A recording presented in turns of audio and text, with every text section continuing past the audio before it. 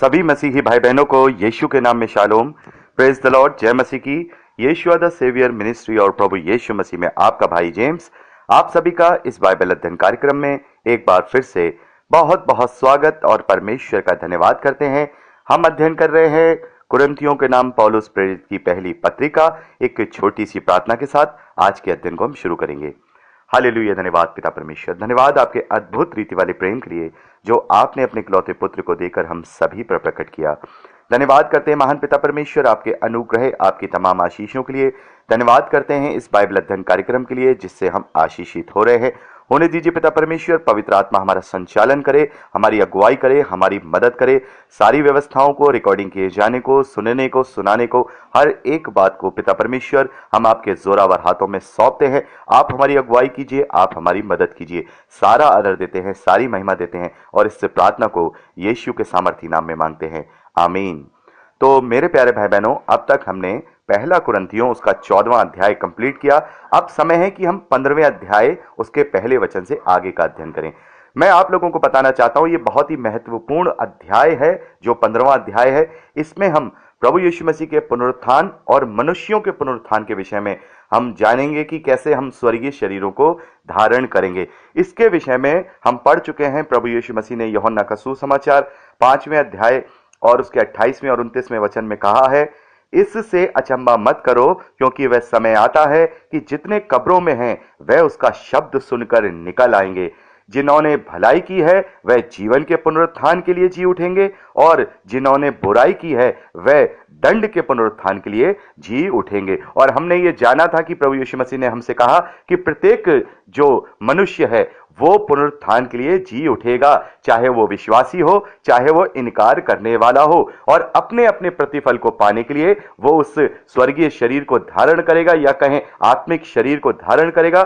जिसने भलाई की होगी वो जीवन के लिए यानी अनंत जीवन के पुनरुत्थान के लिए जी उठेगा, और जिन लोगों ने इनकार किया होगा, जिन लोगों ने बुराई की होगी, वो दंड के पुनरुत्थान के लिए जी उठेंगे। यानी कि हम सभी को, जो मनुष्य हैं, उन्हें इस मृत्यु के बाद जो ये नाशवान शरीर है, जब हम मृत्यु का स्वाद चखेंगे उसके बाद एक नया जीवन दिया जाएगा।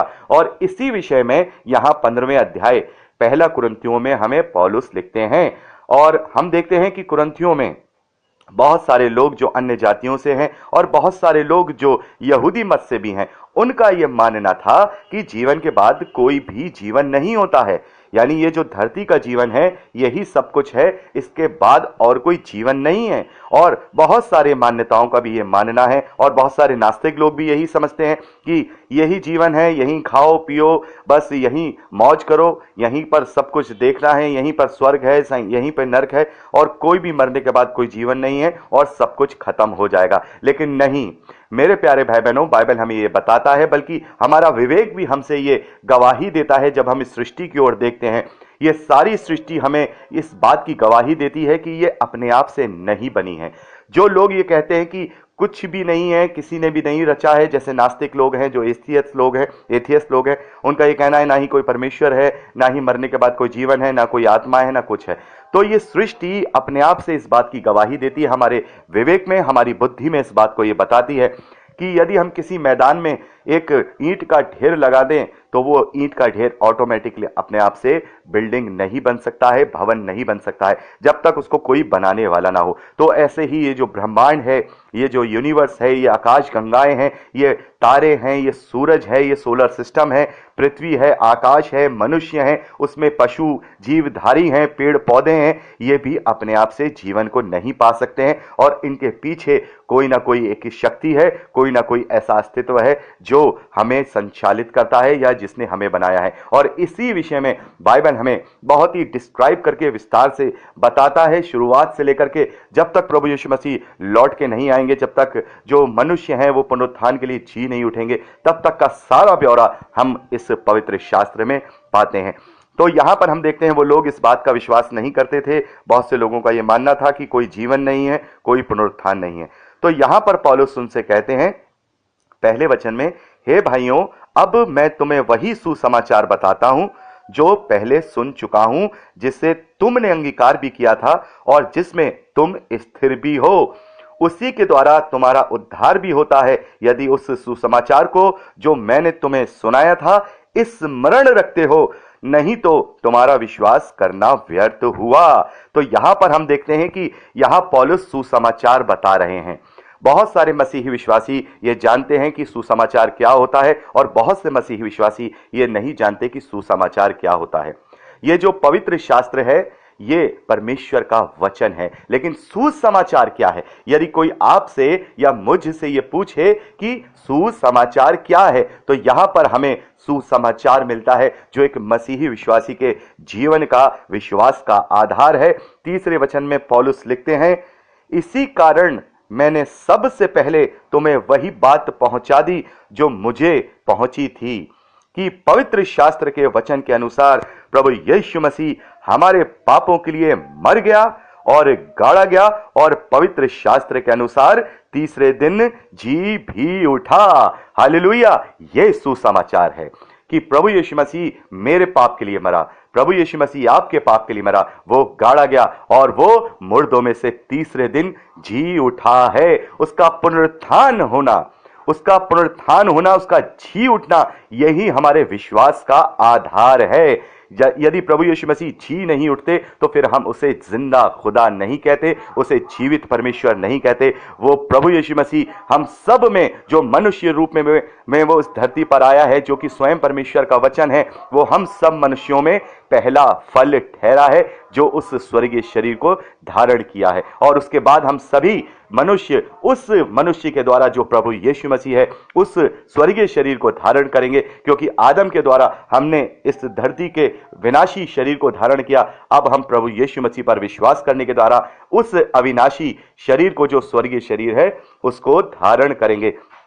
तो मेरे प्यारे भाई बहनों, यही सुसमाचार है, यही सुसमाचार है। एक मसीही विश्वासी से अगर ये कहा जाए, what is your statement of faith, आपका जो है विश्वास क्या है, आपका अकीदा क्या है, तो हम उससे ये कह सकते हैं कि जो सच्चा मसीही विश्वासी, जो बाइबल आधारित मसीही विश्वासी है, उसका ये विश्वास है कि परमेश्वर का वचन जो प्रभु यीशु मसीह है, वो देहधारी हुआ, वो कुंवारी मरियम से जन्मा, और वो परमेश्वर का इकलौता पुत्र है, और उसने दुख उठाया हमारे लिए, हमारे पापों के लिए। वो क्रूस पर कुर्बान हो गया, वो गाड़ा गया, और वो तीसरे दिन मुर्दों में से जी उठा, ताकि हम उसके ऊपर विश्वास करने के द्वारा अनंत जीवन पाएं। और प्रभु यीशु मसीह पर विश्वास करने के द्वारा ही हम उस अनंत जीवन को पा सकते हैं। ये हमारा विश्वास है, ये हमारा अकीदा है, ये हमारा स्टेटमेंट ऑफ फेथ है, जिस पर हम जीवन भर चलते हैं, उस आशा के साथ, उस विश्वास के साथ कि जो प्रभु यीशु मसीह के रूप में, उस महिमा के रूप में, अनंत जीवन के रूप में मुझे और आपको मिलने वाली है। तो ये सुसमाचार है जो यहां पर लिखा है, इसे याद रखिए हमेशा। इसके अलावा और कोई सुसमाचार नहीं है, बाकी सब परमेश्वर के वचन है, प्रभु यीशु मसीह की आज्ञाएं हैं, प्रभु यीशु मसीह के उपदेश हैं। लेकिन जो सुसमाचार जिससे सामर्थ उत्पन्न होती है, जैसा मैं आपको बता चुका हूं कि सुसमाचार परमेश्वर का सामर्थ है। जब ये सुसमाचार सुनाया जाता है तो परमेश्वर का सामर्थ वहां कार्य करता है, और यही सुसमाचार है। ये लिख लीजिए, याद कर लीजिए, पहला कुरिन्थियों 15वां अध्याय 3 और 4 वचन, यही सुसमाचार है जिसके ऊपर विश्वास करने के द्वारा मनुष्य अनंत जीवन को प्राप्त कर सकता है, पापों की क्षमा को प्राप्त कर सकता है। आगे यहां 5वें वचन में पौलुस लिखते हैं, और कैफा को और बाहरों को दिखाई दिया, यानी कि जब उसका पुनरुत्थान हुआ तो पतरस को और बाकी चेलों को दिखाई दिया, और फिर वह 500 से अधिक भाइयों को एक साथ दिखाई दिया, जिनमें से बहुत से अब तक जीवित हैं पर कुछ सो गए हैं। फिर वह याकूब को दिखाई दिया, तब सब प्रेरितों को दिखाई दिया, सब के बाद मुझको भी दिखाई दिया, जो मानो अधूरे दिनों का जन्मा हूं। तो यहां पर पौलुस कह रहे हैं कि ये जो सुसमाचार मैं तुम्हें सुना रहा हूं, ये सुसमाचार का बहुत बड़ा प्रूफ है। बहुत सारे लोगों को प्रभु यीशु मसीह पुनरुत्थान के बाद दिखाई दिया, उनके साथ बातचीत की, उनके साथ भोजन भी किया, चेलों के साथ, और उसके अलावा 500 से भी ज्यादा लोगों के ऊपर पर प्रभु यीशु मसीह ने अपने आप को रिवील कराया है। तो यहां पर हमें पता चलता है कि केवल 12 चेलों को ही नहीं, बल्कि 12 चेलों के अलावा जो और भी प्रेरित हैं, जो और भी लोग हैं, 500 से ज्यादा लोगों के ऊपर प्रभु यीशु मसीह ने अपने आप को जो है प्रकट किया है पुनरुत्थान के बाद। तो अगर केवल 12 ही चेलों के ऊपर प्रकट किया होता तो शायद इस बात का प्रचार करना उनके लिए मुश्किल हो जाता कि प्रभु यीशु मसीह जी उठाए, क्योंकि लोग ये कहते कि ये तो उसके चेले हैं इसलिए ये बात कर रहे हैं। लेकिन 500 से ज्यादा लोगों को उसने अपने पुनरुत्थान के विषय में अपने आप को उन पर प्रकट किया है। और सबसे लास्ट में उस पौलुस पर, देखिए इसके विषय में हम बात करते हैं, हम 9वें वचन से पढ़ते हैं, क्योंकि मैं प्रेरितों में सबसे छोटा हूं वरन प्रेरित कहलाने के योग्य भी नहीं, क्योंकि मैंने परमेश्वर की कलीसिया को सताया, परंतु मैं जो कुछ भी हूं परमेश्वर के अनुग्रह से हूं, उसका अनुग्रह जो मुझ पर हुआ वह व्यर्थ नहीं हुआ। तो यहां पर पौलुस कह रहे हैं कि मैं योग्य नहीं हूं। मैं मानो एक जो यहां पर जो उन्होंने यहां शब्द लिखा है, मानो अधूरे दिनों का जन्मा हुआ हूं। यानी कि जो बच्चा अपने समय से पहले जन्म ले लेता है, और जैसे कि पौलुस कह रहे हैं मैं इस योग्य नहीं था, मैं तो कलीसिया को सताता था, मैं तो जा रहा था कलीसिया को और ज्यादा उत्पादित करने के लिए, वो आदेश लेने जा रहा था, लेकिन रास्ते में ही प्रभु यीशु मसीह ने मुझे दर्शन दिया और प्रभु यीशु मसीह ने मुझे वो आज्ञा दी जिसकी वजह से मैं आज प्रभु के लिए कार्य कर रहा हूं। और यहां पर पौलुस कहते हैं कि मैं सबसे लास्ट में ऐसा प्रेरित हूं जिसे सबसे लास्ट में प्रभु यीशु मसीह ने दर्शन दिया है। इसीलिए यहां पर वो लिखते हैं कि मानो अधूरे दिनों का जन्मा हूं, यानी कि जैसे कोई एक यहां उदाहरण दे रहे हैं पौलुस की, जो बच्चा अपने पीरियड से पहले पैदा हो जाता है, 9 महीने का पीरियड है, कोई 7 महीने में पैदा हो जाता है। तो यहां पर इसीलिए पौलुस कहते हैं कि प्रेरितों में मैं सबसे छोटा हूं वरन प्रेरित कहलाने के योग्य भी नहीं। और बहुत सारे लोग जो मसीही विरोधी लोग हैं वो पौलुस को हथियार बना करके ये कहते हैं कि पौलुस ने ही सब चीजें अपने ऊपर ले ली थी, सारा पवित्र शास्त्र, नया नियम, उसमें पौलुस की ही किताबें हैं, प्रेरितों के कार्य में ज्यादातर पौलुस के ही जो हैं बातें लिखी हुई हैं। तो यहां पर हम देखते हैं कि पौलुस ने अगर अपने आप को प्रेरितों से बड़ा किया होता या सारी चीजें कैप्चर की होती तो वो कभी भी अपने लिए, अपनी कलीसिया को ये नहीं लिखते कि मैं सबसे छोटा प्रेरित हूं, बल्कि मैं प्रेरित कहलाने के योग्य भी नहीं हूं। अपने जीवन से, अपने चाल चलन से यहां पर प्रेरित लोगों ने अपने आप को दीन किया है, जैसा कि प्रभु यीशु मसीह ने उन्हें सिखाया है। उन लोगों ने अपने आप को छोटा किया है, जैसा कि प्रभु यीशु मसीह ने उनसे करने को कहा है। तो यहां पौलुस भी इतनी बड़ी सेवकाई जो उसने की है, अन्य जातियों में जाकर, जगह जगह घूमकर, देश देश की यात्रा करके और अपने आप को मुसीबतों में डाल के, हर एक प्रकार के उत्पीड़न को झेलने के बाद जो उसने किया है, उसके बावजूद भी पौलुस अपने आप को कुछ भी नहीं कहता है। हम पढ़ चुके हैं, पौलुस कहता है कि हम जगत का कूड़ा ठहरे और जगत की खुरचन ठहरे। और यहां पे पौलुस कह रहे हैं कि सब प्रेरितों में मैं छोटा हूं वरन प्रेरित कहलाने के योग्य भी नहीं, क्योंकि मैंने परमेश्वर की कलीसिया को सताया था।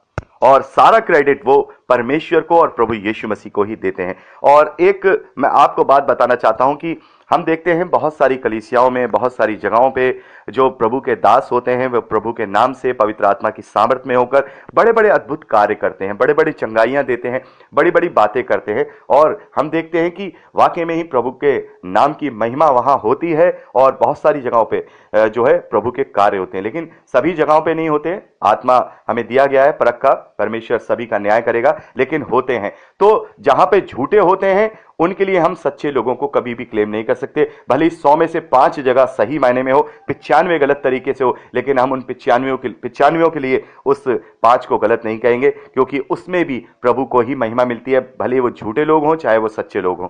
तो यहां पर हम देखते हैं कि जो वो कार्य होते हैं, वहां जो सामर्थ्य के कार्य होते हैं या जो अद्भुत कार्य होते हैं, वो उस दास की वजह से नहीं होते हैं।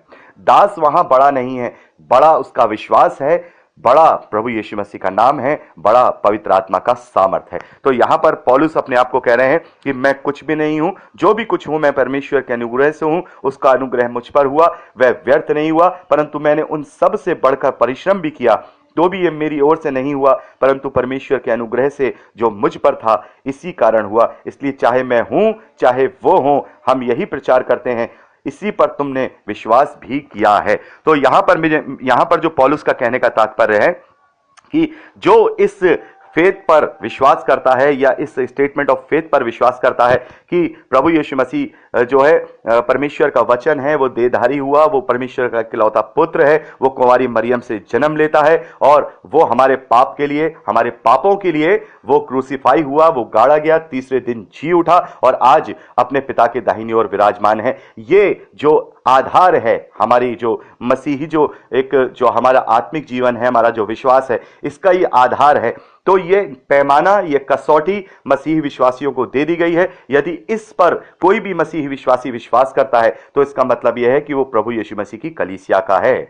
और इसके अलावा अगर वो इन चीजों में कोई झूठ बात मिलाता है तो उसका मतलब यह है कि उसने अपना अलग कल्ट बनाया है, वो अलग डिनोमिनेशन का है और वो अलग प्रकार का जो है शिक्षा को दे रहा है। तो मैं आपको एक बात क्लियर करना चाहता हूं कि डिनोमिनेशन और कल्ट में फर्क क्या होता है। मैं आपको पहले भी बता चुका हूं, डिनोमिनेशन वो हैं जो एक फेथ को लेकर के चलती हैं, लेकिन उनके अंदर छोटी छोटी जो परंपराएं हैं, जो दुनियावी परंपराएं हैं, वो डिफरेंट होती हैं। लेकिन कल्ट वो होते हैं जो ये जो स्टेटमेंट ऑफ फेथ है इसको ना मान करके वो इसमें अपनी और दुनियावी चीजें जोड़ देते हैं। आप समझ रहे हैं, जैसे मूर्ति पूजा को जोड़ देना या परंपराओं को ही उद्धार में शामिल कर देना या किसी और को प्रभु यीशु मसीह के साथ शरीक कर देना, जैसे संतों को या माता मरियम को और बहुत सारी चीज। किसी का यह कहना कि नहीं प्रभु यीशु मसीह वचन नहीं है, वो प्रभु यीशु मसीह परमेश्वर का पुत्र नहीं है, वो एक जिब्राइल है, वो फरिश्ता है, इस प्रकार की जो बातें करते हैं। तो मैं आप लोगों से कहना चाहता हूं, मैं उन्हें कल्ट भी नहीं कहता हूं, मैं उन्हें मसीही भी नहीं कहता हूं। हाँ, डिनोमिनेशंस जो हैं